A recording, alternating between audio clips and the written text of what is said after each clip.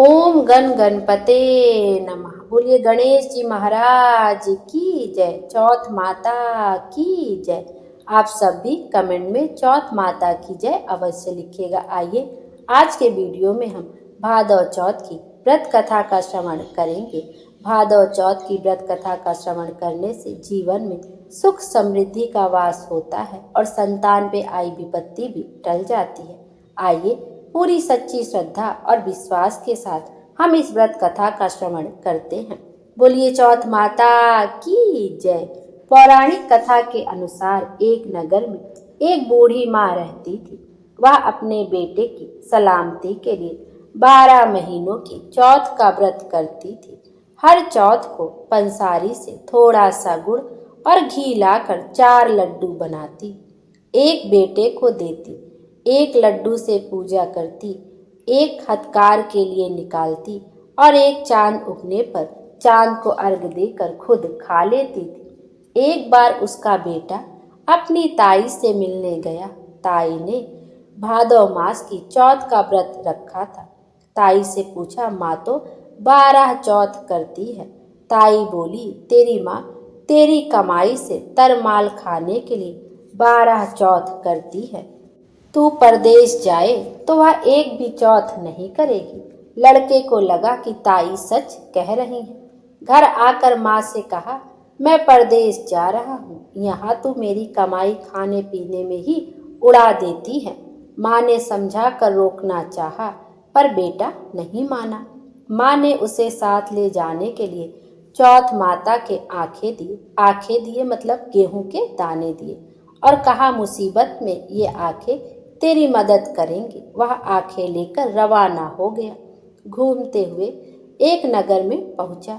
उसने देखा एक बूढ़ी माँ रोती रोती कुछ काम कर रही थी और पुआ बनाते जा रही थी। उसने कारण पूछा तो बूढ़ी माँ ने कहा, बेटा इस नगर की पहाड़ी पर एक दैत्य रहता है। पहले वह नगर में आकर कई लोगों को खाने के लिए मार देता था। अब राजा हर घर से एक आदमी दैत्य के पास भेजता है और आज मेरे बेटे की बारी आई है, इसलिए मैं रो रही हूँ और उसी के लिए पुए बना रही हूँ। वह बोला, तू पुए मुझे खिला दे, तेरे बेटे की जगह मैं चला जाता हूँ। बूढ़ी माँ ने खीर पुए उसे खिला दिया। खा पी कर वह सो गया।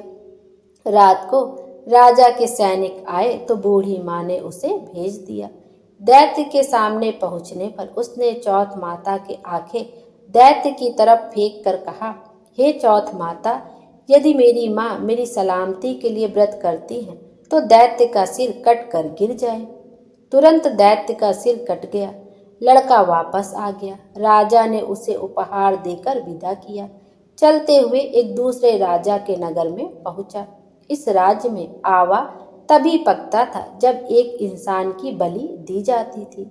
सिपाहियों ने उसे पकड़कर आवे में चुन दिया। लड़के ने आंखें आवे में डाले और कहा, हे चौथ माता, यदि मेरी माँ मेरे लिए व्रत करती है तो आवा मेरी बलि लिए बिना ही झट से पक जाए। आवा तुरंत पक गया।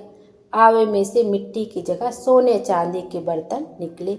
अंदर से लड़का बोला, बर्तन धीरे धीरे निकालना, मुझे लग नहीं जाए। राजा ने उसे निकलवाया और पूछा, इस आवे से तुम बच कैसे गए? लड़के ने बताया कि उसकी माँ चौथ माता का व्रत करती हैं। व्रत के कारण ही वह बच पाया। राजा को विश्वास नहीं हुआ। उसने एक चांदी की सुराही मंगवाई और कहा कि सुराही की नली से निकल कर दिखाओ, तभी मुझे विश्वास होगा। लड़के ने चौथ माता को याद करके आंखें सुराही में डाले और कहा, मैं भंवरा बनूं, सुराही से निकलूं। लड़का भंवरा बनकर सुराही से निकल गया। राजा ने खुश होकर राजकुमारी की शादी उसके साथ करवाई और सभी लोगों को चौथ माता का व्रत करने को कहा। उसे माँ की याद आई। उसने राजा के पास जाकर खुद के नगर जाने की इच्छा जाहिर की। राजा ने रथ, घोड़ा, हाथी और खूब सारा दान दहेज देकर उन्हें विदा किया। चौथ के दिन अपने नगर पहुंचा। वह अकेला पंसारी के यहाँ माँ का इंतजार करने लगा। सोचा, चौथ है तो माँ यहाँ जरूर आएगी। थोड़ी देर बाद लकड़ी टेकती हुई माँ आती दिखी। बेटा माँ के चरणों में गिर पड़ा, कहा, माँ मैं तेरा बेटा हूँ, मुझे माफ कर दे। माँ ने उसे गले लगा लिया। लोग चौथ माता की जय जयकार करने लगे। उस नगर के सभी लोग चौथ माता का व्रत करने लगे। हे चौथ माता, जैसे बूढ़ी माँ और उसके बेटे की सहायता की, वैसे हमारी भी करना। कहानी सुनने और सुनाने वाले पर कृपा करना। बोलो चौथ माता की जय। जय हो चौथ माता की जय। आइए अब गणेश जी की व्रत कथा का श्रवण करते हैं। एक बार गणेश जी एक छोटे बालक के रूप में चिमटी में चावल और चमचे में दूध लेकर निकले। वो हर किसी से कह रहे थे कि कोई मेरी खीर बना दो, कोई मेरी खीर बना दो। कोई भी उन पर ध्यान नहीं दे रहा था, बल्कि लोग उन पर हंस रहे थे। वे लगातार एक गांव के बाद दूसरे गांव में इसी तरह चक्कर लगाते हुए पुकारते रहे, पर कोई भी खीर बनाने के लिए तैयार नहीं था। सुबह से शाम हो गई, गणेश जी लगातार घूमते रहे। शाम के वक्त एक बुढ़िया अपनी झोपड़ी के बाहर बैठी हुई थी। तभी गणेश जी वहां से पुकारते हुए निकले कि कोई मेरी खीर बना दो, कोई मेरी खीर बना दो। बुढ़िया बहुत कोमल हृदय वाली स्त्री थी। उसने कहा, बेटा मैं तेरी खीर बना देती हूँ। वह छोटा सा बर्तन चढ़ाने लगी।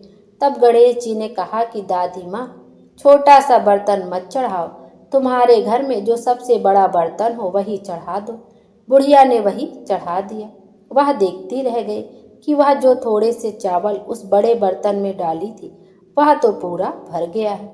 गणेश जी ने कहा, दादी माँ मैं स्नान करके आता हूँ, तब तक तुम खीर बना लो, मैं वापस आकर खाऊंगा। खीर तैयार हो गई तो बुढ़िया के पोते पोती खीर खाने के लिए रोने लगे।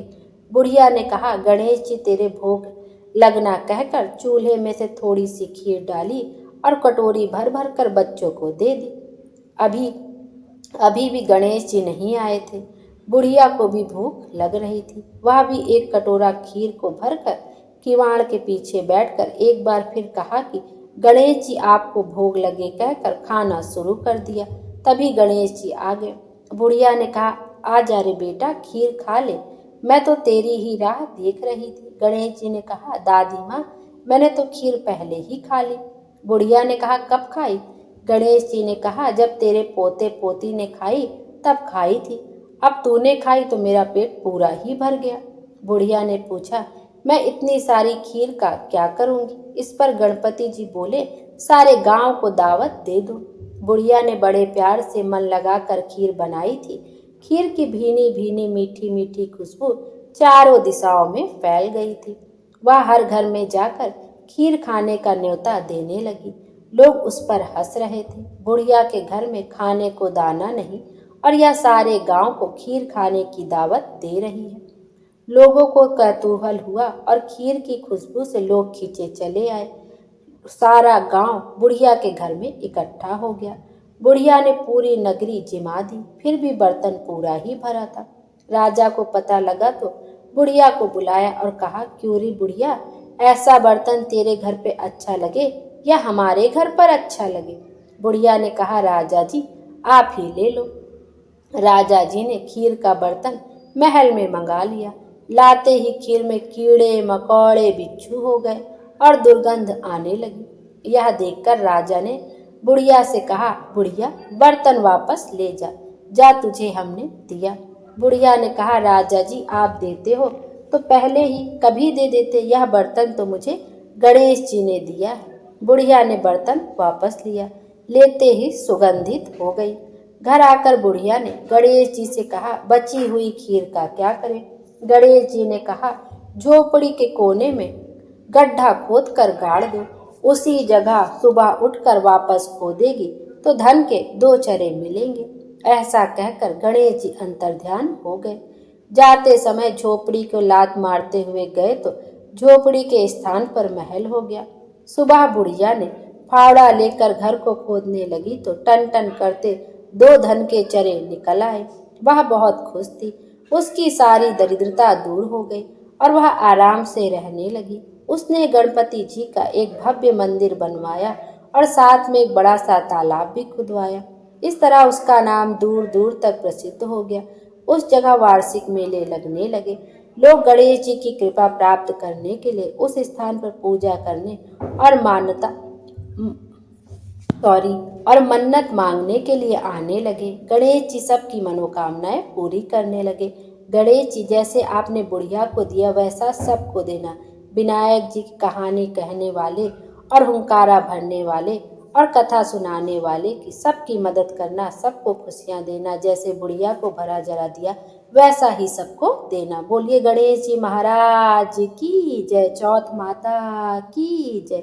गणेश जी महाराज हम सब की मनोकामना पूर्ण करें और हमारे जीवन को खुशियों से भर दे। Thank you.